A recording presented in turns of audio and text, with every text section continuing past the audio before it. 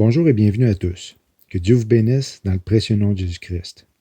Pour ceux qui surveillent les différentes activités à travers le monde ayant un lien prophétique avec le retour de Jésus-Christ, les prochains jours pourraient être très encourageants. Débutons le tout en parlant du déluge. Lors de sa venue parmi nous, Jésus nous a instruits par rapport à sa deuxième venue en disant « Comme il en était au jour de Noé, il en sera de même à l'avènement du Fils de l'homme. Car de même qu'au jour d'avant le déluge, les hommes mangeaient et buvaient, se mariaient et donnaient en mariage, jusqu'au jour où Noé entra dans l'arche, et qu'ils ne connurent rien jusqu'à ce que le déluge vînt et les emporta tous. Il en sera de même à l'avènement du Fils de l'homme. » L'avènement du Fils de l'homme est le retour de Jésus-Christ. Cet événement va se dérouler en deux parties. La première se passe lorsque Jésus va descendre de sa demeure sur des nuées à la rencontre de la vraie Église, c'est-à-dire son épouse, en l'enlevant de ce monde pour l'amener auprès de lui. Tandis que la deuxième partie se fera après les 7 ans de tribulation par sa descente sur terre, accompagnée de son épouse, pour établir le règne de 1000 ans. Comme Enoch est un type de l'Église et qu'il a été enlevé avant le déluge et le jugement, ceux qui ont mis leur foi en Jésus-Christ comme leur Seigneur et Sauveur vont être enlevés avant les 7 ans de tribulation et la colère de Dieu. L'année 2020 semble être un indicateur que l'arrivée de l'Antéchrist est à la porte. Il est intéressant de penser que cette année pourrait être la 120e année selon les psaumes, telle que démontrée dans des vidéos précédentes. Si tel est le cas, il est normal de s'imaginer que l'enlèvement est tout près, puisque Dieu avait averti Noé que le peuple avait 120 ans pour se repentir avant de détruire le mal par le déluge. Voyons ce que le livre de Jachère avait à dire sur le sujet. Le livre de Jachère était probablement un recueil ou une compilation de chansons et de poèmes hébreux anciens louant les héros d'Israël et leurs exploits au combat. Également connu sous le nom de Livre du Juste dans la Septante grecque et Livre des Justes dans la Vulgate latine, le livre de Jachère est mentionné dans Josué 10, versets 12 et 13, lorsqu'il parle du Seigneur qui a arrêté le soleil au milieu de la journée pendant la bataille de Beth-Huron. Il est également mentionné dans 2 Samuel 1, versets 18 à 27, comme contenant le cantique ou la complainte de l'arc, ce chant funèbre triste que David a composé au moment de la mort de Saül et Jonathan. La question est, si le livre de Jachère est mentionné dans la Bible, pourquoi a-t-il été exclu du canon des Écritures? Nous savons que Dieu a ordonné aux auteurs des Écritures d'utiliser des passages de nombreuses et diverses sources extra-bibliques pour composer sa parole. Le passage enregistré dans Josué 10-13 est un bon exemple. En enregistrant cette bataille, Josué a inclus des passages du livre de Jachère, non pas parce que c'était sa seule source de ce qui s'était passé, plutôt, il déclarait en fait « Si vous ne croyez pas ce que je dis, alors allez le lire dans le livre de Jachère. » Même ce livre a une trace de cet événement. Lisons donc une portion du livre en question, relatant l'avertissement de Dieu à Noé que le déluge serait dans 120 ans. Jachère 5, 6 à 11. Et après plusieurs années, la 480e année de la vie de Noé, lorsque tous ces hommes qui suivirent le Seigneur furent morts du milieu des fils des hommes, et qu'il ne restait alors que Mathusalem, Dieu dit à Noé et à Mathusalem en disant « Parlez et proclamez aux fils des hommes, disant « Retournez de vos mauvaises voies et abandonnez vos mauvaises œuvres, et le Seigneur se repentira du mal qu'il a déclaré vous faire, et il ne sera pas mis à exécution. Car ainsi dit le Seigneur, voici, je vous donne une période de 120 ans. Si vous vous tournez vers moi et abandonnez vos mauvaises voies, alors je me détournerai aussi du mal que je vous ai dit, et il n'existera pas, dit le Seigneur. » Et Noé et Méthusélah ont dit toutes les paroles du Seigneur aux fils des hommes, jour après jour, leur parlant constamment. Mais les fils des hommes ne voulaient pas les écouter, ni incliner leurs oreilles à leurs paroles, et ils avaient le cou raide. Et le Seigneur leur accorda une période de 120 ans, en disant, « S'ils reviennent, alors Dieu se repentira du mal, afin de ne pas détruire la terre. » Et voici les versets 33 et 34, à titre d'information supplémentaire, qui confirmeraient que Noé n'aurait pas bâti l'arche sur une période de 120 ans. Et Noé se leva, et il fit l'arche au lieu où Dieu lui avait ordonné, et Noé fit ce que Dieu lui avait ordonné. Au cours de sa 595e année, Noé commença à fabriquer l'arche, et il fit l'arche en 5 ans, comme le Seigneur l'avait ordonné. Le livre de la Genèse ne nous donne pas les noms des mois. Il n'y a pas non plus de référence à une année civile provenant du calendrier hébreu, égyptien, cananéen ou tout autre calendrier utilisé à ce moment-là. La raison pourrait être qu'immédiatement après le déluge, il n'y avait pas de civilisation. Noé et sa famille étaient les seules personnes sur la surface de la Terre. Par conséquent, les Écritures utilisent la vie de Noé comme calendrier, tout comme la civilisation d'avant le déluge a utilisé la durée de la vie des patriarches pour marquer le temps. Très probablement, les mois de la vie de Noé ont continué à être utilisés comme calendrier jusqu'à l'Exode. Ceci est une hypothèse. Cependant, la longueur des mois a changé en raison du ralentissement de la rotation de la Terre qui aurait abouti au calendrier lunaire et à l'adoption éventuelle du calendrier hébreu. C'est à partir du 12e chapitre d'Exode que Dieu a changé le calendrier. Ainsi, le premier mois, Tishri, du temps de Noé, devenait Nissan. Le deuxième, Eshvan, devenait Iyar, et ainsi de suite. À la suite de ce que nous venons de voir, quel aurait donc été le premier jour du déluge selon notre calendrier? Genèse 7, 11 et 12.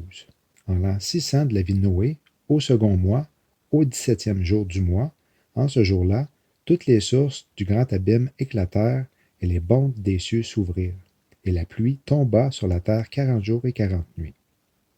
Le 17e jour du second mois du temps de Noé serait donc le 4 novembre, puisque le deuxième mois était le mois de Eshvan. Genèse 8.4. Le 7e mois, le 17e jour du mois, l'arche s'arrêta sur les montagnes d'Ararat.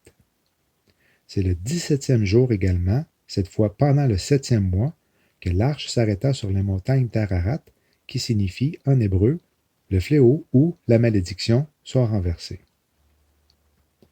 Dans la Bible, le nombre 17 symbolise vaincre l'ennemi et victoire complète.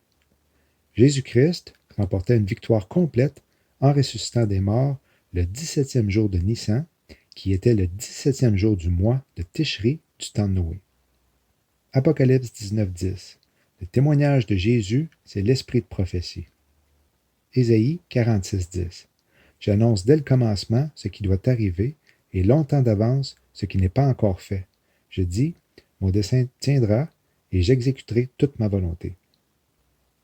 Est-ce que la résurrection de notre corps surviendrait le 17 de Eshvan 2020 par l'accomplissement de l'enlèvement de l'Église?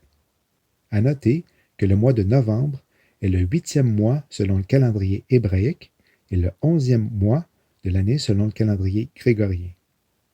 Le chiffre 8 dans la Bible représente un nouveau départ, tandis que le nombre 11 est important en ce qu'il peut symboliser le désordre, le chaos et le jugement. Dans Genèse 11, les hommes se sont rebellés contre Dieu et ont construit la tour de Babel. Dieu les a jugés en confondant leur langage, ce qui a entraîné le chaos. Venant après 10, qui représente la loi et la responsabilité, le nombre 11 représente le contraire, qui est l'irresponsabilité d'enfreindre la loi, ce qui amène le désordre et le jugement. Nimrod et son ordre mondial sont arrivés en scène après le déluge et le temps de Noé. Dans la même lignée, la Bible ne fait aucune mention que Noé avait une connaissance quelconque de Nimrod qui allait être à la tête de cet ordre mondial. Tout comme l'Église ne saura pas qui sera le futur Antéchrist. Voilà pour ce qui en est de la première journée du déluge. Parlons maintenant de l'Halloween. Cette année, il y aura 13 pleines lunes au lieu de 12 habituellement. La dernière pleine lune a eu lieu le 1er octobre. Une autre pleine lune aura lieu le soir d'Halloween, le 31 octobre. La plupart des gens croient que les traditions d'Halloween sont amusantes, mais beaucoup des traditions les plus importantes peuvent être directement reliées aux rituels que les anciens druides pratiquaient pendant le festival de Samhain qui se tenait en l'honneur du Seigneur des Morts. Les druides, prêtres celtiques, croyaient que Samhain, ou le Seigneur des Morts, reviendrait le 31 octobre et libérerait les esprits des morts, des sorcières, des gobelins et des elfes pour qu'ils retournent dans leur famille afin de nuire à ceux qui leur avaient infligé du mal dans cette vie.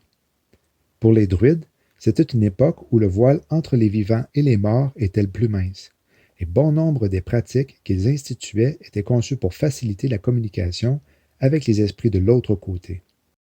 Magistrat Blanche Barton, de l'Église de Satan, a qualifié Halloween de nuit des plus impies. Le temple satanique considère également que c'est l'une de leurs célébrations les plus importantes. La plupart des gens ne font jamais aucune recherche sur la vraie nature de cette fête.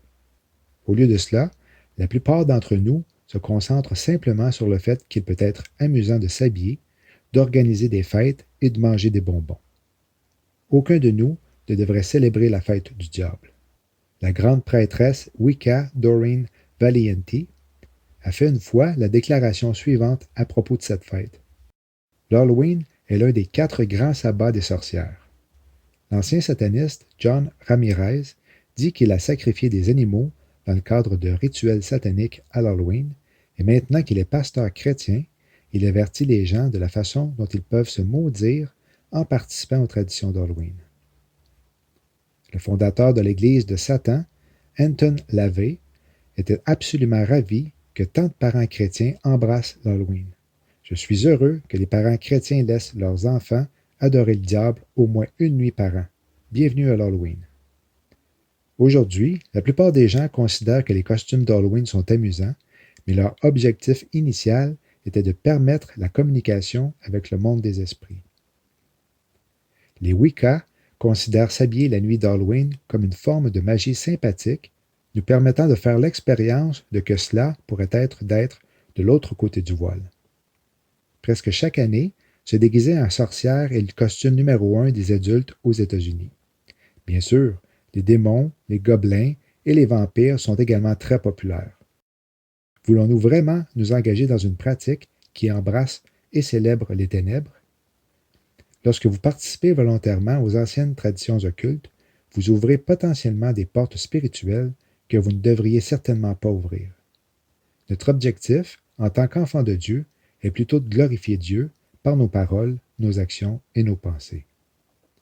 Au reste, frères, que toutes les choses qui sont véritables, toutes celles qui sont honnêtes, toutes celles qui sont justes, toutes celles qui sont pures, toutes celles qui sont aimables, toutes celles qui sont de bonne réputation, et où il y a quelques vertus et qui sont dignes de louange, que toutes ces choses occupent vos pensées. Philippiens 4.8. Voici maintenant qui m'amène à vous partager des rêves dont j'ai entendu parler récemment concernant l'Halloween. Tout récemment, j'ai été interpellé par des chrétiens qui ont eu des rêves concernant l'Halloween de cette année, ce qui est tout à fait inhabituel dans mon cas. Avant de vous en partager quelques-uns, examinons la production psychique survenant pendant le sommeil à la lumière de la parole de Dieu. Job 33, 14 à 17, version Louis II. Dieu parle cependant tantôt d'une manière, tantôt d'une autre, et l'on n'y prend point garde. Il parle par des songes, par des visions nocturnes, quand les hommes sont livrés à un profond sommeil, quand ils sont endormis sur leur couche. Alors, il leur donne des avertissements et met le sceau à ses instructions, afin de détourner l'homme du mal et de le préserver de l'orgueil, afin de garantir son âme de la fausse et sa vie des coups du glaive.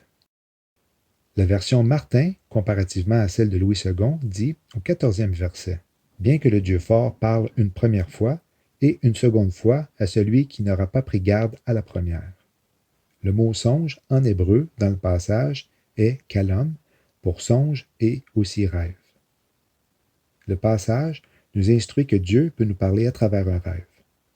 Tel a été le cas pour Joseph.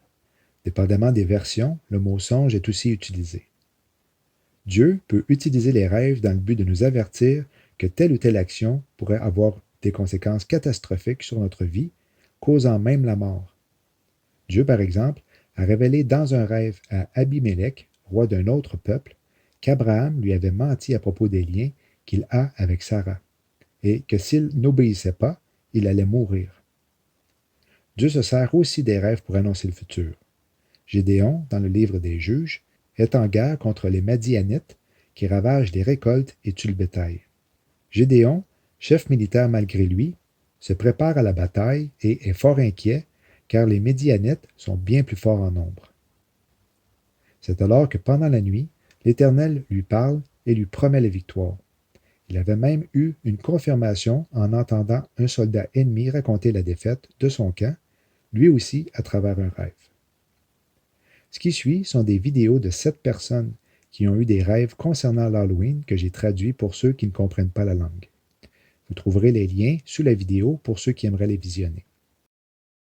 Cette femme a rêvé que 2 missiles voyageaient près de la surface de la Terre quand soudainement ils ont changé de trajectoire en direction du ciel pour détonner sur 2 astéroïdes, comme si les missiles les avaient comme cible. Ensuite, un carré est apparu à l'intérieur de l'explosion et la femme a vu les mots « Joyeux Halloween » dans le carré. But when they exploded, there was a big square, and inside of the square were the words Happy Halloween. Une mère raconte que son garçon de 6 ans a rêvé qu'un astéroïde se dirigeait vers la Terre et que c'était l'Halloween parce qu'il avait vu une citrouille en forme de visage sur une porte comme décoration. Cette personne a rêvé qu'elle se préparait pour l'Halloween de 2020. Alors qu'elle déballait les boîtes de décoration, une enseigne avait comme inscription Halloween 2019. Elle s'est dit qu'elle devait le changer pour Halloween 2020, mais ne pouvait pas le faire parce qu'elle n'avait pas les bons chiffres pour écrire 2020. Elle voyait par sa fenêtre des gens dehors avec leur tête en flammes, pensant qu'ils étaient possédés. Ensuite, dans la pièce où elle était, apparut un démon en face d'elle, à qui elle a ordonné de partir au nom de Jésus. Et il est parti tout d'un coup. Par la suite, une lumière a jailli et c'était le matin. La nuit n'était plus. Cette femme regarda à nouveau dehors par sa fenêtre et là, c'était encore la nuit et voyait des gens se faire poursuivre par des entités démoniaques. Ce pasteur a eu un rêve d'un doigt qui surlignait 3 fois le mois de novembre et après, la main fermée frappait le calendrier qui explosait sur le mur. Les chiffres du calendrier étaient en 3 dimensions et s'envolaient dans toutes les directions. The minute the finger underlined November 3 times, instead of tapping it, I saw a fist ball up and it hit the calendar. And literally, the calendar exploded into the wall. The numbers seemed like they were 3D and they were just flying everywhere. Cet individu et un autre dans une autre vidéo ont rêvé que Satan était enchaîné et en colère envers nous, mais ne pouvait rien faire tant et aussi longtemps qu'on ne serait pas transformé, mais qu'il serait relâché à l'Halloween et que tout changerait en ce jour-là. Enfin, ce garçon de 7 ans a rêvé qu'il voyait un nuage avec l'année 2020 dedans, et cela se déroulait à la journée de l'Halloween. Il a vu quelqu'un qui écrivait sur le sol que Jésus arrivait, mais que les gens continuaient de faire la quête de bonbons, tandis que les chrétiens disaient qu'il fallait être prêt. Il a entendu des trompettes en spirale qui sonnaient alors qu'une tornade et un tsunami arriveraient et une sirène sonnait. C'est à ce moment que de petites lumières scintillantes descendaient du ciel jusque sur le corps de ceux qui sont disparus. Genèse 7.4. Car encore 7 jours, et je ferai pleuvoir sur la terre 40 jours et 40 nuits, et j'exterminerai de la face de la terre tous les êtres que j'ai faits. La Journée des Nations Unies est célébrée chaque année à la date du 24 octobre, soit 16 jours avant l'Halloween. En conclusion, la dernière semaine d'octobre et la première de novembre pourraient être mouvementées selon ce que l'on vient de voir. Sans oublier que les élections américaines vont certainement y contribuer pour beaucoup. Les États-Unis étant fort possiblement la Babylone moderne d'Apocalypse 18. Je vous conseille de visionner les 4 dernières vidéos de Richard sur sa chaîne Eastland concernant le rôle de Donald Trump par rapport aux Écritures et le temps dans lequel nous nous situons. Et oui, vous trouverez le lien ci-dessous. Selon Hal Turner, en vertu d'un traité signé à la fin de 2019 avec le Canada, l'Armée populaire de libération de la Chine a massé discrètement des troupes militaires au Canada depuis le début de 2020 et ces troupes seraient en train de se préparer à une véritable invasion militaire des États-Unis. Le lien de l'article, traduit en français par Plein Feu sur l'heure juste, est également sous la vidéo pour les intéressés. L'article, qui est très intéressant, parle aussi des faisceaux qui auraient frappé la côte ouest américaine, causant ainsi des feux sauvages pour chasser la population. Apocalypse 3.3. Rappelle-toi donc comment tu as accepté et entendu la parole. Garde-la et repens-toi. Si tu ne restes pas vigilant, je viendrai comme un voleur, sans que tu saches à quelle heure je viendrai te surprendre. Shalom. Tudun, tudun.